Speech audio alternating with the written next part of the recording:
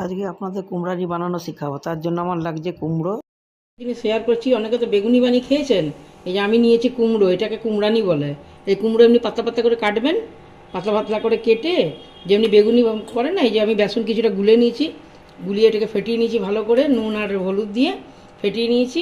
অনেকে মশলা দিতে পারেন, শুকনো লঙ্কার গুঁড়ো টুড়ো দিতে পারেন এর মধ্যে।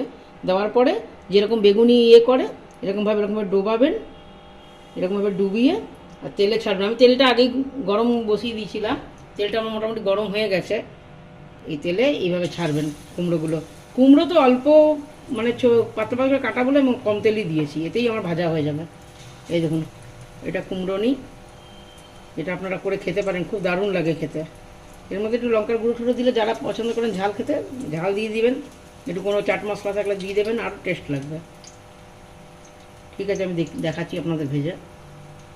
এটা রেডি, দেখুন কত সুন্দর হয়েছে। কুমড়োটা রেডি হয়েছে। এর মধ্যে আমি একটুখানি এই বিট নুন ছড়িয়ে দিলাম। এই বিট নুনটা ছড়িয়ে দিলে দেখুন আপনার কত টেস্ট লাগবে। এটা পুরো বেগুনি যেমনি বানানো ওরকম বানাবেন, সুন্দর লাগবে। এর মধ্যে একটু লঙ্কা ভাজা করে দেবেন, লঙ্কা যারা পছন্দ করেন লঙ্কা ভাজা করে দেবেন। এই দেখুন, আপনারা এটা করে খেয়ে দেখুন, আপনাদের নিশ্চয়ই ভালো লাগবে। Thank you. আপনাদের শেখাবো আমি হলুদ বাটা। এটা নর্মালি একটা এসেছিলাম তো, আমার শাশুড়ি বানিয়েছিল, তো আমাকে দিয়েছে, তো আমি তো কিছুতেই খাবো না। তারপরে দেখলাম যে এটাকে বেটে পেস্ট করে, একদম মিহি করে পেস্ট করে, এটাকে যদি গরম ভাতে আপনারা খান ঘি বা তেল দিয়ে, তাহলে খুব ভালো লাগবে, বা পেটের জন্য খুব উপকারী এটা। এই দেখুন, তার জন্য আমি কাঁচা হলুদ নিয়েছি, কাঁচা হলুদগুলোকে আমি এমনি টুকরো টুকরো করে নিয়েছি। এটাকে এবার আমি পেস্ট করব, পেস্ট করে আপনাদের দেখাচ্ছি। হলুদগুলোকে নিয়ে নিলাম আমি, এবার এগুলোকে পেস্ট করব। একদম মিহি করে পেস্ট করবেন, এর মধ্যে কিচ্ছু দেবেন না, না লঙ্কা না কিছুই না, এমনি মিহি করে পেস্ট করবেন। আগে তো আমরা জানতাম যে হলুদ খালি গায়ে মাখে, মুখে মাখার জন্য খুব ভালো উপকার, না এখন খেয়ে আমার এত ভালো লেগেছে যে আমি ভাবলাম যে না, তাহলে আপনাদের কাছে এটা শেয়ার করি, আপনাদের হয়তো ভালো লাগবে। এটাকে আমি এবার প্রেসার এতে দিলাম, মিক্সিতে এবার পেস্ট করব। এটা বাটা হয়ে গেছে দেখুন। আপনারা যদি শিলে বাটতে পারেন আরও মিহি হবে। আমি এটা বেটে নিয়েছি, এটা উপরে এবার একটুখানি কাঁচা তেল দিয়ে রেখে দিচ্ছি, কেননা তাহলে হলুদটা কালো হবে না আপনার। আর যখন আপনারা খাবেন তখন ঘি আর কাঁচা লঙ্কা দিয়ে খাবেন, বা তেল আর কাঁচা লঙ্কা নিয়ে নেবেন, নুন নিয়ে নেবেন, যা লাগে না একবার আপনারা খেয়ে দেখুন, তারপরে বলবেন। অনেকে জানেন না, জানেও হয়তো, অনেকে জানে আবার অনেকে জানেও না। আমার তো মানে খুবই ভালো লাগে, আর এটা অনেক উপকার পেটে, যাদের লিভারের প্রবলেম বা পেটের পরিষ্কার করা, বা এই প্রচণ্ড, অনেকে খালি পেটে হলুদ খায়, কিন্তু অনেকে খেতে পারেন না ওটা চাবিয়ে। এই জন্য এই বেটে এরকমভাবে যদি আপনারা খান না ভাতের সাথে, তাহলে খুব উপকার। যদি ভালো লাগে তাহলে এটা লাইক আর শেয়ার করে দেবেন, এতে আপনাদের তো উপকার হবেই, আর অনেকেরই উপকার হবে। Thank you. এবার আপনাদের শেখাবো আমি তেঁতার ডাল। তেঁতোর ডালের জন্য আমার লাগছে একটু লাউ, আমি একটা ছোট লাউ নিয়েছি, এটা টুকরো করে নিয়েছি লাউটাকে। আর লাগছে মুগ ডাল, এক বাটির মতো মুগ ডাল নিয়েছি, কাছের বাটি এক বাটি মুগ ডাল। আর একটুখানি করলা, এই করলা, আর আদার টুকরো 1 ইঞ্চির মতন, তেজপাতা, আর ফোড়নের জন্য সর্ষে, কালো সর্ষে। এই উপকরণটুকু দিয়ে আমি আপনাদের আজকে তেঁতুল ডাল বানিয়ে শেখাবো। প্রথমে আমি ডালটাকে একটু ধুয়ে নিচ্ছি। ডালটাকে ধুয়ে নিয়েছি আমি, ডালটাকে ধুয়ে এখন আমি এটাকে সিটি মারবো। আর তেঁতুল ডাল তো এই জন্য একটু ডালটা বেশি লাগে। এই প্রেসার কুকারে নিয়ে এটাকে আমি আগে সিটি মেরে নেবো একবার।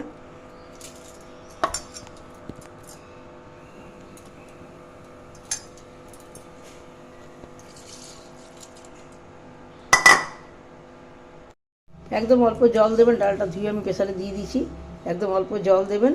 এর মধ্যে আমি একটু দিচ্ছি নুন, কাঁচা মুগ ডালেই আপনারা করবেন রান্নাটা। আর যেহেতু তিতার ডাল তো একটু গাঢ় গাঢ় হবে বলে আমি ডালটা বেশি নিয়েছি।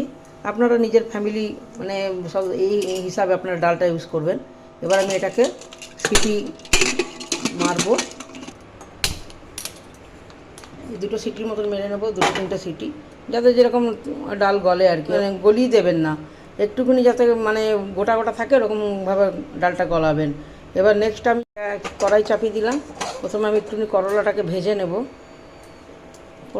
করলাটাকে ভেজে নিচ্ছি। তেলটা গরম হয়ে গেছে, আমি করলাটাকে আগে ধুয়েই রেখেছিলাম। আগে আমি করলাটাকে একটু ভাজার জন্য দিয়ে দিলাম তেলে, একটু এটা ভাজা ভাজা করবো। বেশি লাল লাল করে ভাজবেন না, একটুখানি মানে একদম লাল করে ভেজে দেবেন না, একটুখানি কাঁচা কাঁচা ভাব থাকবে ওরকমভাবে ভাজবেন।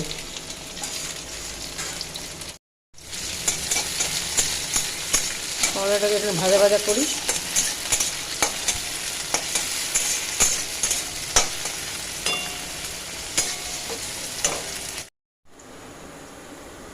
ডালটা আমার সিটি পড়ে গেছে, ডালটাকে এবার আমি নামাবো। এটা ডালটাকে এবার গ্যাসটাকে আমি বন্ধ করে দিচ্ছি, কিছুক্ষণ ভাপে রেখে নামাবো আমি ডালটাকে। আর কয়দিকে আমার করলা ভাজাও দেখুন হয়ে গেছে মোটামুটি লাল লাল। এবার ভাজাটাকে আমি নামাবো, আর এই তেলেই আমি সর্ষে আর তেজপাতাটাকে ফোড়ন দেব। এই তেলেই আমি সর্ষে আর আদাটাকে ফোড়ন দিচ্ছি। তেজপাতাটা দিয়ে দিলাম, এদিকে সর্ষে, কালো সর্ষে ফোড়ন দিলাম, সর্ষে আর এটা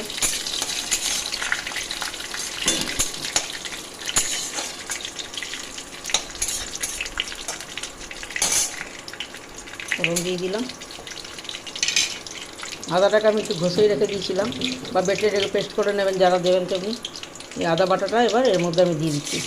এটা কিন্তু হলুদ ছাড়া রান্না হবে, আর নুন দিয়ে হবে হলুদ ছাড়া। এর মধ্যে আমি অল্প একটু নুন দিয়ে দিচ্ছি।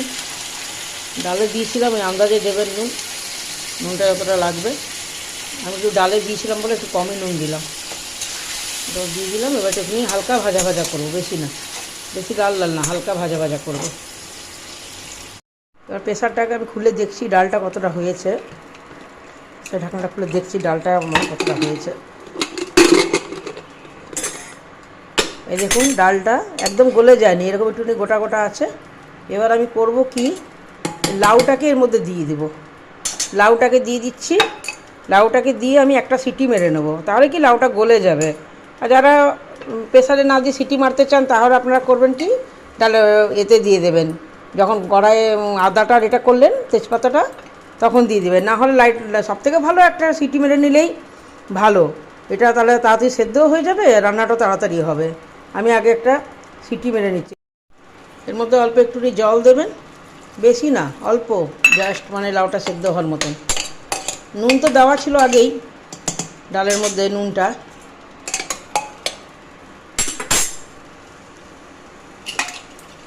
আগে সিটি মেরে নেবেন একটা। ডালটাকে আমি দুটো সিটি মেরে নিচ্ছি, লাউটা দেওয়ার পরে দুটো সিটি মেরিয়ে দেখবো লাউটা সেদ্ধ হয়েছে কি না। ডালটাও সেদ্ধ হয়ে যাবে, লাউটাও সেদ্ধ হয়ে যাবে, দুটোই একসাথে সেদ্ধ হয়ে যাবে।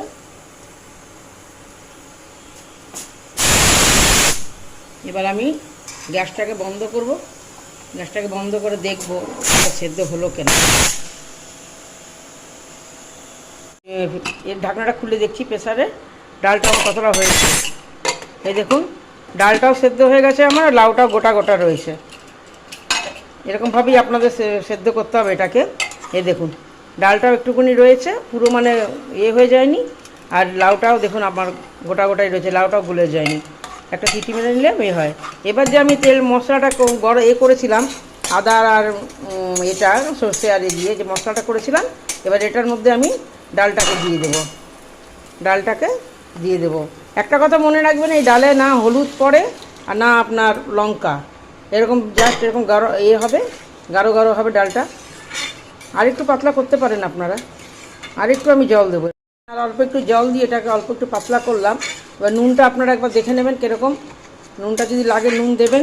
আর এর মধ্যে আমি একটু দিয়ে দিচ্ছি চিনি, অল্প একটুখানি চিনি দিতে হয় এর মধ্যে, এই অল্প একটুখানি আমি চিনি দিয়ে দিচ্ছি।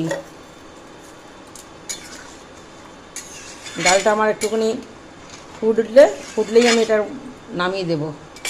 একবার আপনারা করে দেখুন, খুব ভালো লাগবে ডালটা খেতে, তেঁতুর ডালটা আমার দেখুন হয়ে গেছে। ডালটাকে এবার আমি নামাবো, ডালটাকে নামিয়ে দিলাম। ডালটা আমার হয়ে গেছে। ডালটা নামিয়ে এই যে করলাটা যে আমি ভেজে রেখেছিলাম, করলাটাকে এর মধ্যে দিয়ে দিলাম।